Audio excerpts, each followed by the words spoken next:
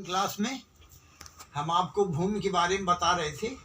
उसमें मृदा परिच्छेदिका यानी सॉइल प्रोफाइल बता गए थे। अब इसी क्रम में हम आगे चलते हैं और आज हम आपको चट्टानों और खनिजों का अपक्षय एवं मृदा निर्माण बताते हैं। इसको अंग्रेजी में कहते हैं weathering of rocks and minerals and soil formation. तो इसके बारे में समझिए। भूमि मुख्यतः दो प्रकार के पदार्थों से बनी है, जैव पदार्थ और खनिज पदार्थ, जिसमें चट्टानें व खनिज पदार्थ सम्मिलित हैं। इन दो प्रकार के पदार्थों से विभिन्न अपक्षय शक्तियों द्वारा नई भूमि बनती है। अपक्षय की क्रिया में तीन प्रकार की शक्तियां कार्य करती हैं। पहली भौतिक या यांत्रिक अपक्षय यानी फिजिकल और मैकेनिकल वेदरिंग। दूसरा है रासायनिक अपक्षय यानी केमिकल वेदरिंग। और तीसरा है जैविक अपक्षय यानी बायोलॉजिकल वेदरिंग। तो सबसे पहले आप भौतिक अपक्षय यानी फिजिकल वेदरिंग समझिए। इस ताप द्वारा एक बात पहले समझ लीजिए कि ये भौतिक शक्तियों जो है इसमें विभिन्न पॉइंट हैं। इस अपक्षय द्वारा स्थूल बड़ी चट्टानें टूटकर छोटे छोटे टुकड़ों या कणों में परिवर्तित हो जाती हैं। जैसे ताप। तो पहले ताप समझिए। विभिन्न ऋतुओं में ताप के उतार चढ़ाव के कारण चट्टानें भी बढ़ती और सिकुड़ती रहती हैं। इस प्रकार बार बार क्रमशः फैलने और सिकुड़ने से चट्टानें निर्बल हो जाती हैं, जिसमें उसमें दरारें पड़ जाती हैं और टूट फूट होती रहती है। चट्टान के ऊपरी भाग में आंतरिक भाग की अपेक्षा ताप में अधिक परिवर्तन होता रहता है। इस अंतर के प्रभाव से भी चट्टानें टूटती रहती हैं। जल वाटर। चट्टानों पर जल का प्रभाव यांत्रिक तथा रासायनिक दोनों रूप में पड़ता है। वर्षा का पानी जब पहाड़ों ढालों पर तीव्रता से बहता है तो यह बड़ी बड़ी चट्टानों को तोड़ देता है। वेग से प्रवाहित होने वाला जल अपने साथ बड़े बड़े पत्थरों, कंकड़ों आदि को अपने अधिक वेग प्रवाह से धीरे धीरे परस्पर टकराकर उन्हें छोटे छोटे कणों में बदल देता है तथा इन्हें अपने साथ बहा ले जाता है। वायु एयर, वह अपने साथ धूल तथा पत्थर के छोटे छोटे टुकड़ों को उड़ा कर ले जाती है और ये पदार्थ आपस में रगड़कर और धीरे धीरे कणों को में बदल जाते हैं। ग्लेशियर।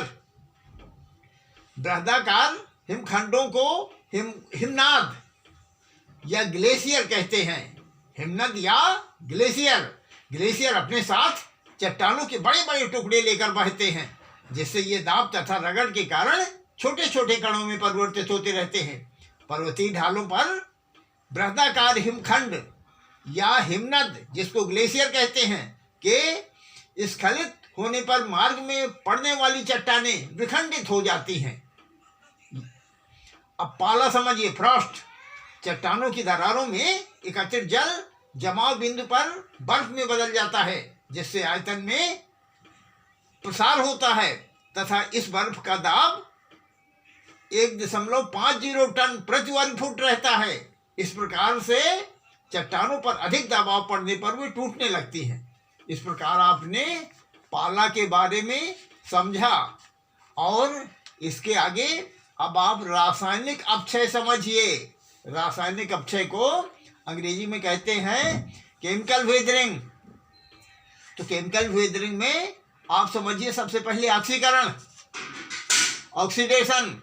खनिजों के साथ ऑक्सीजन के रासायनिक संयोग को अथवा किसी यौगिक से ऑक्सीजन की मात्रा में वृद्धि को ऑक्सीकरण कहते हैं।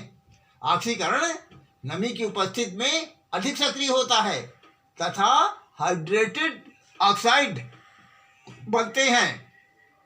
जिन खनिजों में आयरन, मैग्नीज और सल्फाइड होते हैं उनका ऑक्सीकरण अधिक होता है। जैसे उदाहरण के लिए फेरस ऑक्साइड जो है फेरिक ऑक्साइड में बदल जाता है जब ये संयोग होता है ऑक्सीजन से। जैसे 4FeO + O2 = 2Fe2O3। इसका मतलब समझ गए ना। फेरस ऑक्साइड जब ऑक्सीजन से मिलेगा तो फेरिक ऑक्साइड में बदल जाएगा। अब इसी तरह रिडक्शन समझिए, ये उसका उल्टा है ऑक्सीकरण का। इसको हिंदी में अपचयन कहते हैं, अंग्रेजी में रिडक्शन। यौगिकों के ऑक्सीजन के अंतर होने पर अपचयन कहते हैं।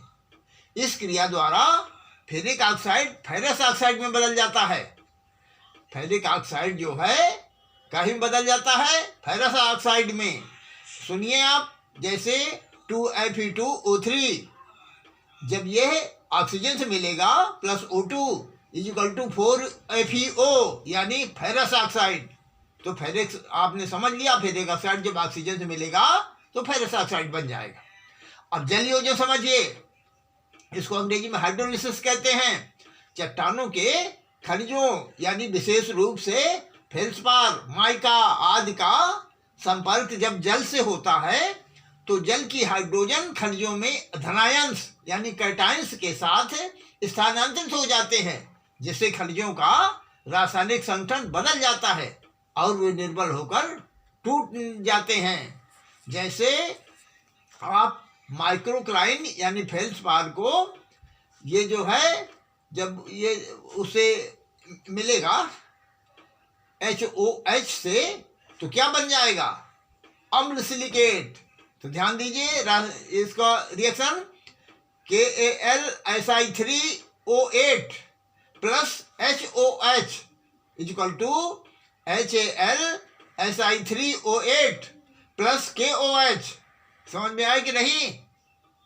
ये मैंने बताया ना आपको कि माइक्रोक्लाइन फेल्सपार जब मिला HOH से तो क्या बन गया, अम्ल सिलिकेट। अब इसी तरह जल योजन समझिए, हाइड्रेशन। खनिजों के साथ जल के अणुओं के रासायनिक संयोग को जल योजन कहते हैं। चट्टानों में पाए जाने वाले मृदा उत्पादक खनिजों में जब जल नहीं होता है, बहुत से खनिजों जैसे फेल्सपार, माइका जल से संयुक्त होकर हाइड्रस यौगिक बनाते हैं।